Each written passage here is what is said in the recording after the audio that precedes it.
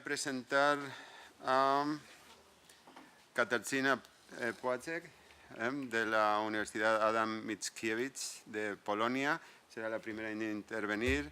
Luego Sara Durán, de la Universidad de Edinburgh.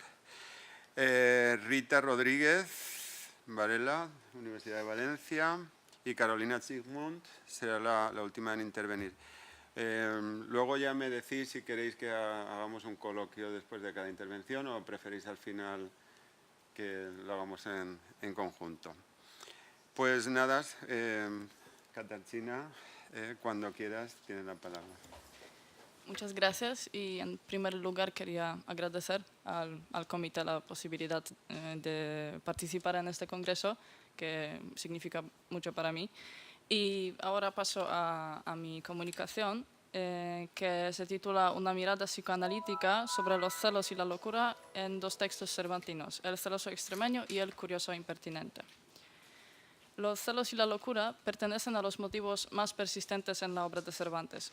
Con este sentido, no es de extrañar que hayan sido objetos de numerosos análisis desde el punto de vista del psicoanálisis, en el cual, como se sabe, los estudios sobre la locura y la naturaleza de los celos ocupan un lugar privilegiado.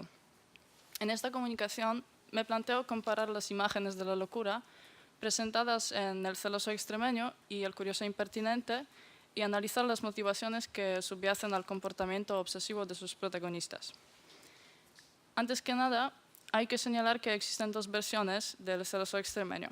La primera, conocida como la versión del manuscrito de Francisco Porras de la Cámara, apareció en 1606 y fue recopiada por el historiador español Isidoro Bosarte de la Cruz a finales del siglo XVIII. La versión que conocemos hoy fue redactada e impresa en 1613 por la imprenta de Juan de la Cuesta. Como revela Percas de Ponseti, al principio la versión de 1606 fue considerada solamente un borrador que Cervantes hubiera utilizado para la versión posterior.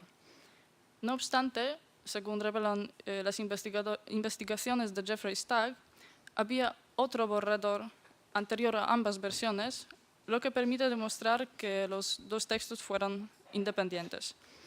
Este detalle merece advertirse, dado que hay una diferencia entre las dos versiones que resulta muy significativa para mi estudio. Para reflexionar sobre las motivaciones del comportamiento obsesivo del protagonista del celoso extremeño, Felipo de Carrizales, cabe empezar por analizar las relaciones entre los tres personajes principales, es decir, Carrizales, Leonora, su esposa, y Loaysa, quien es un joven que intenta seducirla.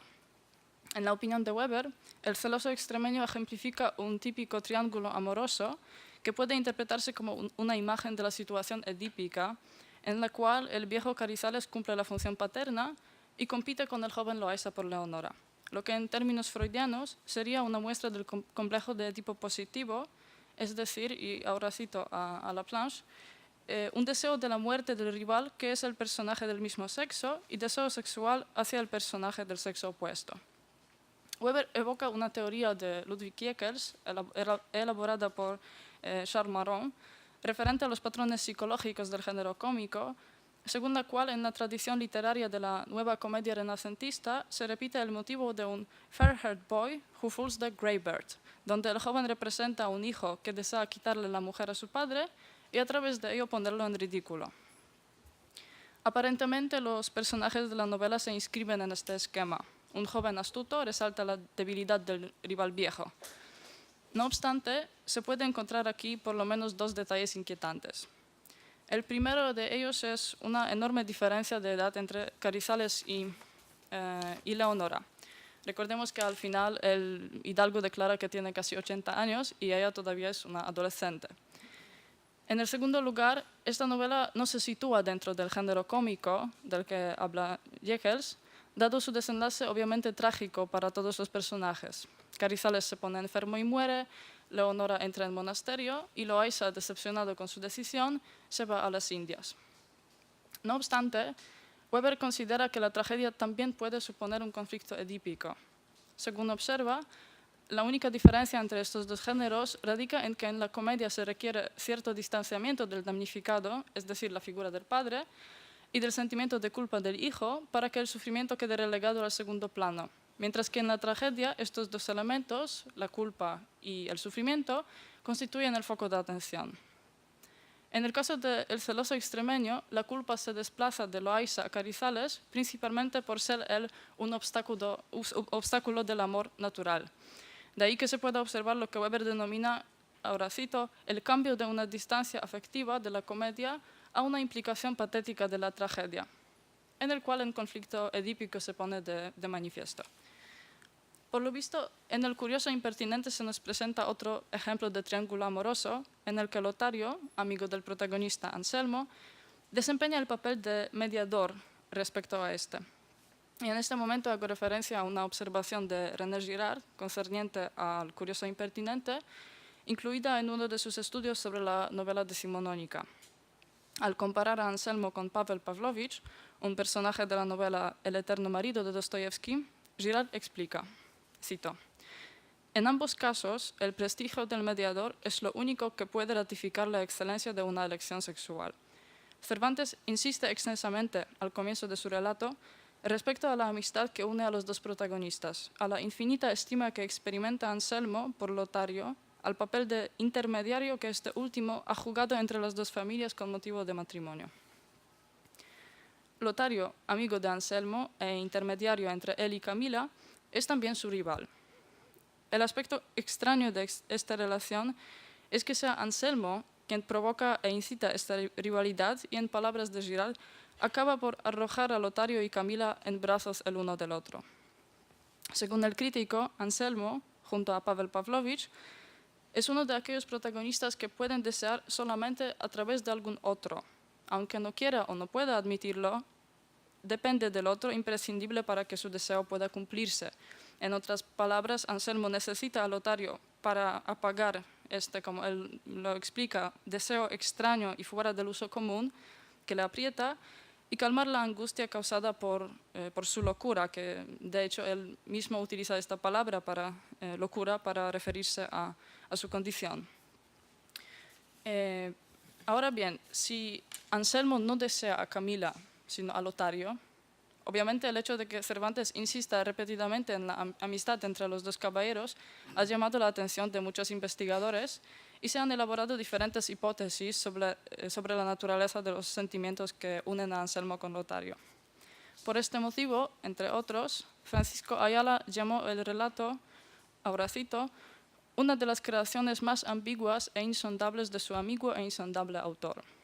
Iluminada Amat, por su parte, llega a considerar que Anselmo, ahora también cito, guarda unos intensos sentimientos homosexuales hacia Lotario que no es capaz de reconocer. Si es así, Cervantes nos presenta una versión del conflicto edípico negativo, que es lo contrario al conflicto positivo que he mencionado hablando del celoso extremeño, es decir, amor hacia la persona del mismo sexo y odio y celos a la del sexo opuesto. No obstante, por cuestiones de tiempo, no me voy a detener en esta cuestión. Ahora quería evocar otra opinión de Iluminada Amat respecto a las relaciones entre los protagonistas. Según la autora, Lotario puede considerarse un doble de Anselmo. Apoya su hipótesis con varios fragmentos de la novela. De los protagonistas dice el narrador, cito, eran tan amigos que por excelencia y antonomasia de todos los que los conocían, los dos amigos eran llamados.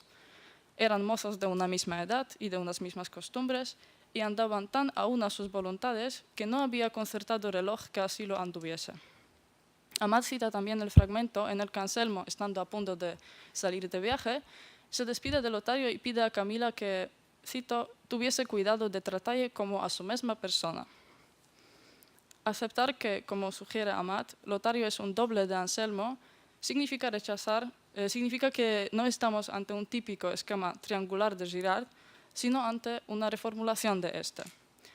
La hipótesis de Amat nos remite a una propuesta de Laguna, otra crítica, quien considera a Carizales y Loaysa como dos partes de una misma persona.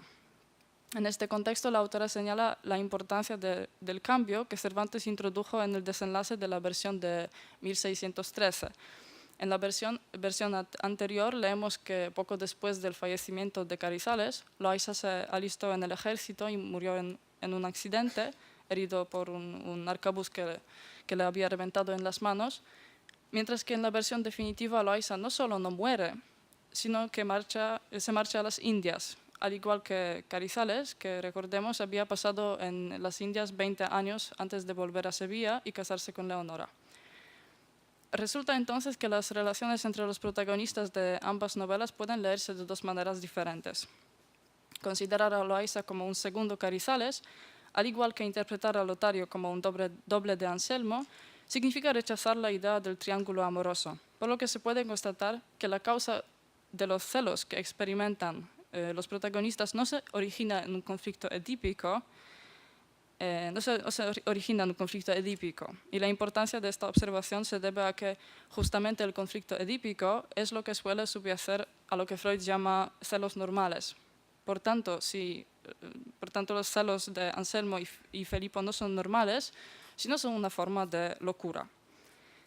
Efectivamente, para encontrar las motivaciones de los comportamientos paranoicos de Anselmo y Carrizales, hace falta especificar el tipo de celos que sufren. En su famoso artículo sobre algunos mecanismos neuróticos en los celos, la paranoia y la homosexualidad, Freud distingue tres tipos de celos. Aparte de los celos normales, que él denomina también celos de competencia, menciona dos categorías más, los celos proyectados y los celos delirantes.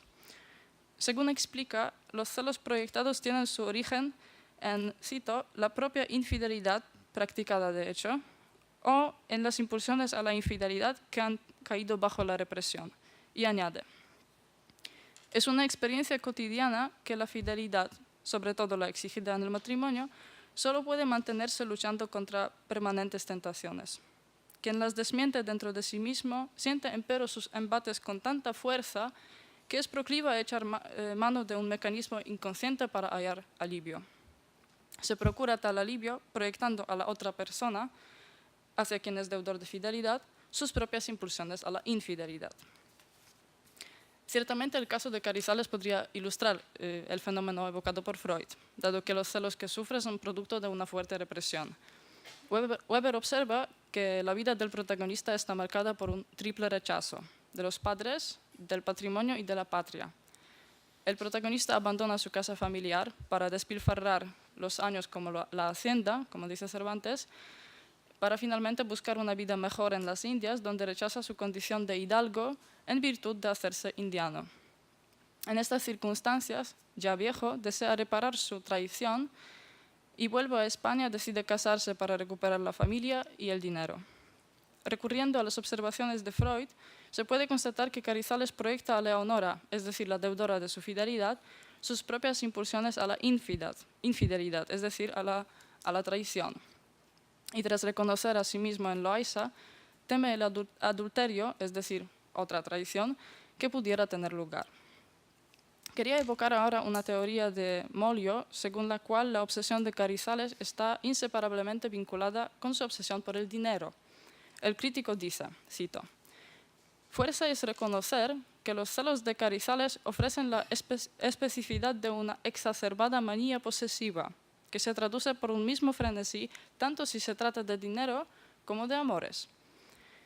El crítico advierte que Leonora se convierte en un objeto de trato, que Carrizales adquiere por 2.000 ducados.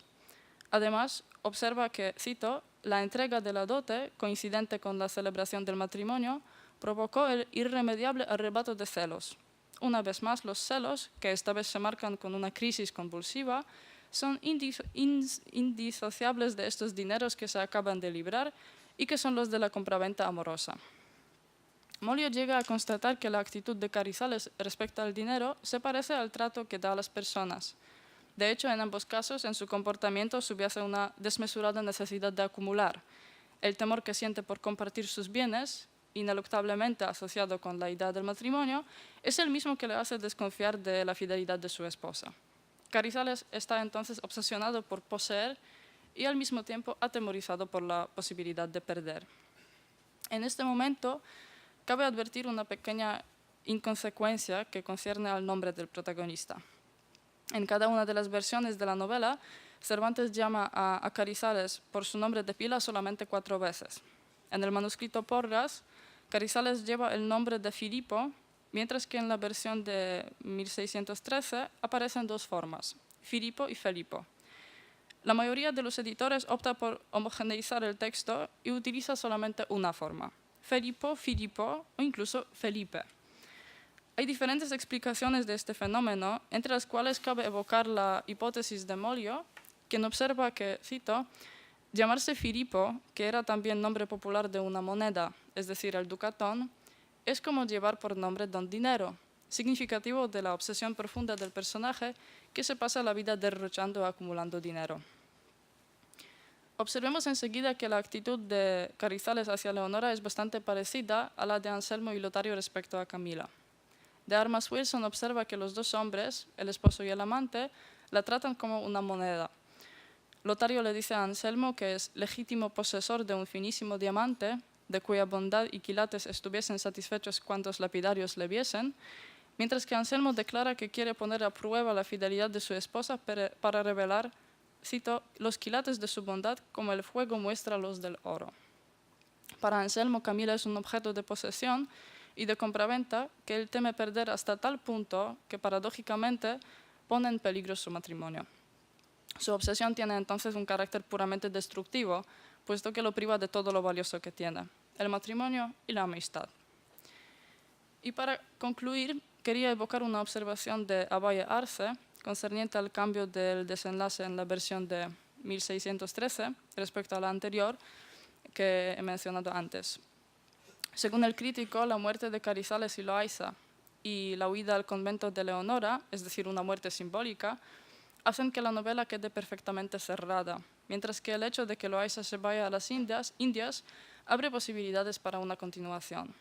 Por la primera solución se infiere que la novela es un mundo autónomo y concluido que termina donde termina la historia, mientras que la modificación del desenlace pone de relieve el concepto de Cervantes de una novela abierta, como la vida, que se desarrolla, en palabras de Abaya Arce, en la verdadera novela, la nueva, la que él está fraguando, vale decir, la novela moderna. Muchas gracias.